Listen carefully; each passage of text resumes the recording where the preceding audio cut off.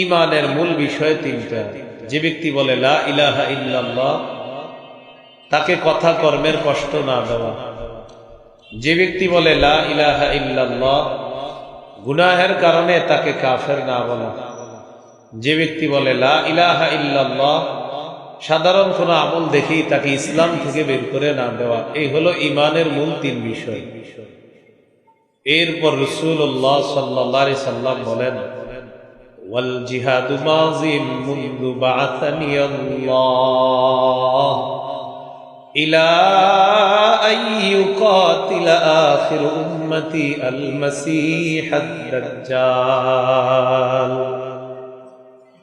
যেদিন থেকে আল্লাহ আমাকে নবী বানিয়েছেন সেদিন থেকে জিহাদের বিধান চালু আছে, এটা থাকবে। আমার উম্মতের শেষ দলটা দাজ্জালের সাথে লড়াই করা পর্যন্ত জিহাদের বিধান বলবৎ থাকবে। লা ইউবতিলুহু জাওরু জাইরিন ওয়ালা আদলু আদিলিন।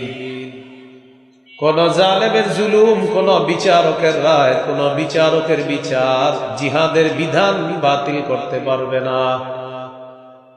কোন দেশে যদি বিচারপতি রায় দেয় এই দেশে জিহাদ নিষিদ্ধ, মুসলমানরা পাল্টা বলে দিতে হবে তোমার রায় জিহাদ নিষিদ্ধ হবে না, তুমি নিষিদ্ধ হয়ে যাবা। লা ইউবতিলুহু জাওরু জাইরিন ওয়ালা আদলু আদিলিন। আমি আপনাদের সামনে সূরাতুত তাওবার 111 নম্বর আয়াতে কারিমা তেলাওয়াত করলাম। এই আয়াতে আল্লাহ তাআলা 5টি বিষয়ে কথা বলেছেন। ক্রেতা, বিক্রেতা, দ্রব্য, মূল্য, বাজার। ক্রয় বিক্রয় করার জন্য এই জিনিসগুলোর প্রয়োজন হয়, আল্লাহ তাআলা এই বিষয়গুলোই বলেছেন। ক্রেতা হলেন আল্লাহ, বিক্রেতা মুমিনগণ, দ্রব্য হলো জানমাল, মূল্য হলো আল্লাহর দেওয়া জান্নাত, বাজার হলো জিহাদের ময়দান। তো আল্লাহ তাআলা এই আয়াতের মধ্যে বলেন, ইন্নাল্লাহা আশতারা মিনাল মুমিনিনা, নিশ্চয়ই আল্লাহ ক্রয় করে নিয়েছেন, আল্লাহ হলেন ক্রেতা। মিনাল মুমিনিনা, মুমিনদের থেকে, মুমিনরা হলো বিক্রেতা। আনফুসাহুম ওয়া আমওয়ালাহুম, তাদের জানমাল, জানমাল হলো দ্রব্য। বিআন্না লাহুমুল জান্নাহ, এই জানমালের মূল্য আল্লাহ পরিশোধ করবেন আল্লাহর দেওয়া জান্নাত দিয়ে। এই হলো 4টি কথা। পঞ্চম কথা হলো বাজার। বাজার কোনটা? ইউকাতিলুনা ফি সাবিলিল্লাহ ফায়াকতুলুনা ওয়া ইউকতালুন। তারা আল্লাহর রাস্তায় লড়াই করবে, কাফেরদেরকে হত্যা করবে, নিজেরা শহীদ হয়ে জান্নাতে যাবে। এই যে লড়াই করবে যেখানে জিহাদের ময়দান, এটাই হলো সেই বাজার। তাহলে ক্রেতা আল্লাহ, বিক্রেতা মুমিনগণ, দ্রব্য জানমাল, মূল্য জান্নাত, বাজার জিহাদের ময়দান। জিহাদের নিয়ত প্রত্যেকটা মুসলমানের অন্তরে থাকতে হবে, না থাকলে মুনাফিকি মৃত্যু হবে। সহিহ মুসলিমের বর্ণনা 1910 নম্বর হাদিস। قال رسول الله صلى الله عليه وسلم من مات ولم يغزو ولم يحدث به نفسه مات على شعبة من النفاق। রাসূলুল্লাহ সাল্লাল্লাহু আলাইহি সাল্লাম বলেন, যে ব্যক্তি মৃত্যুবরণ করলো, জিহাদ করলো না অথবা জিহাদের সংকল্প করলো না, সে মুনাফিকি মৃত্যুবরণ করলো। বলি নাউযুবিল্লাহ। এই জন্য জিহাদের নিয়ত প্রত্যেকটা মুমিনের অন্তরে রাখতে হবে। আবু দাউদের হাদিস 2504 নম্বর হাদিস। قال رسول الله صلى الله عليه وسلم جاهدوا المشركين بأموالكم وأنفسكم وألسنتكم নবীজি বলেন তোমরা মুশরিকদের বিরুদ্ধে লড়াই করো বিআমওয়ালিকুম তোমাদের সম্পদ দিয়ে ওয়া আনফুসিকুম তোমাদের জান দিয়ে ওয়া আলসিনাতিকুম তোমাদের জবান দিয়ে। হাদিসের মধ্যে রাসূলুল্লাহ সাল্লাল্লাহু আলাইহি সাল্লাম বললেন মুশরিকদের বিরুদ্ধে লড়াই করো সম্পদ দিয়ে, জান দিয়ে এবং জবান দিয়ে। বর্তমানে আমরা 90% বেশি মুসলমান এ দেশে বসবাস করি। সামান্য কিছু মুশরিকদের ভাবে সাবে মনে হচ্ছে তারা আমাদের উপর আধিপত্য বিস্তার করতে চায়। তো এই জন্য প্রত্যেকটা মুসলমান সতর্ক অবস্থানে থাকতে হবে। আল্লাহ সতর্কতা অবলম্বন করার তৌফিক দান করেন। আবু দাউদের হাদিস 2532 নম্বর হাদিস। এই হাদিসের মধ্যে আছে রাসূলুল্লাহ সাল্লাল্লাহু আলাইহি সাল্লাম বলেন সালাসাতুম মিন আসলিল ঈমান। রাসূলুল্লাহ সাল্লাল্লাহু আলাইহি সাল্লাম বলেন ঈমানের মূল বিষয় তিনটি। এক নম্বর আল কাফু আম্মান ক্বালা লা ইলাহা ইল্লাল্লাহ।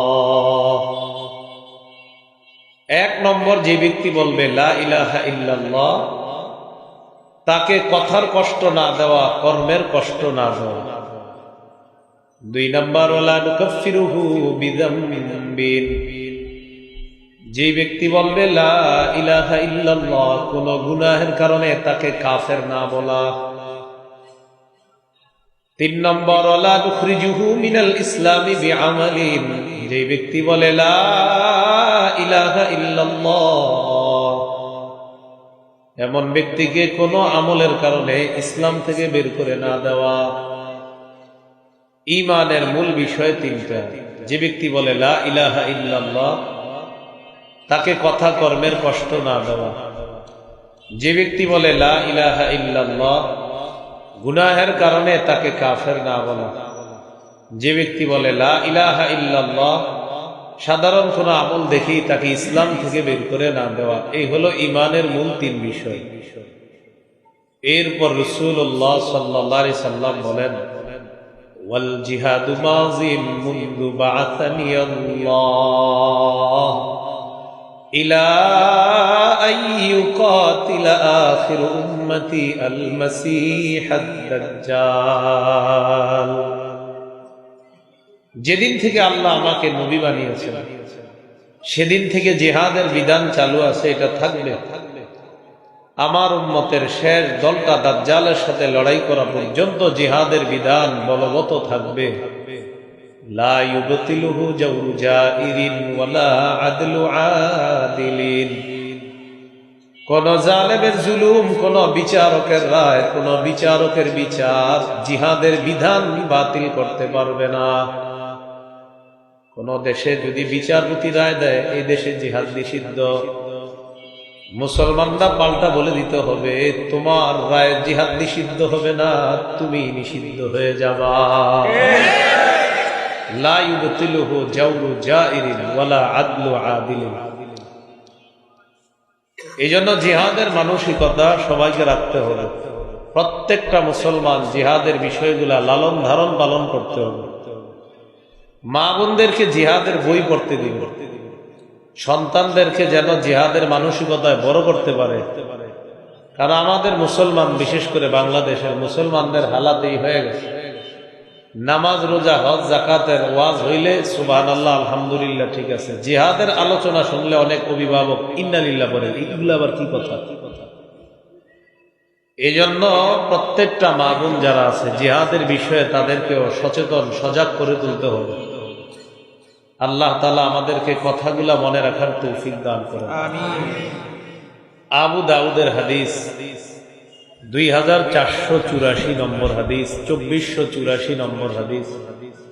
قال رسول الله صلى الله عليه وسلم لا تزال طائفة من أمتي يقاتلون على الحق ظاهرين على من ناوأهم নবীজি বলেন আমার উম্মতের একটা দল সদা সর্বদা হকের পক্ষে লড়াই করবে যাহিরিনা আলা মান নাওয়াহুম যারা তাদের বিরোধিতা করবে তাদের বিরুদ্ধে তারা বিজয় লাভ করবে হাত্তা ইউকাতিলা আখিরু উম্মতি আল মাসীহ আদ-দাজ্জাল জিহাদের বিধান চলতে চলতে আমার উম্মতের শেষ দলটা দাজ্জালের বিরুদ্ধে লড়াই করবে এমনকি আল্লাহ তাআলা আমার উম্মতের সর্বশেষ মুজাহিদ বাহিনী যারা তাদেরকেও বিজয় দান করবেন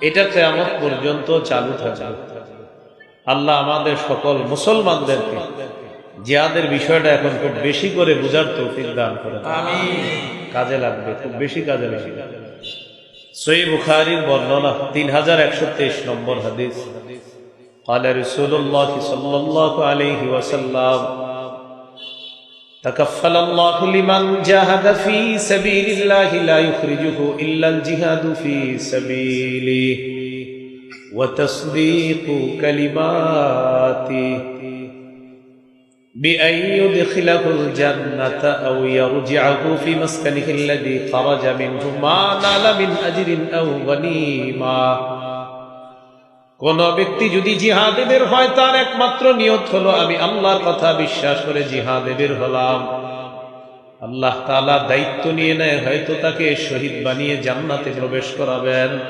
অন্যথায় প্রচুর গনিমতের মাল সম্পদ সহ আল্লাহ তাআলা তাকে তার ঘরে ফিরিয়ে দিবেন এটা আল্লাহ দায়িত্ব নিয়ে নেয়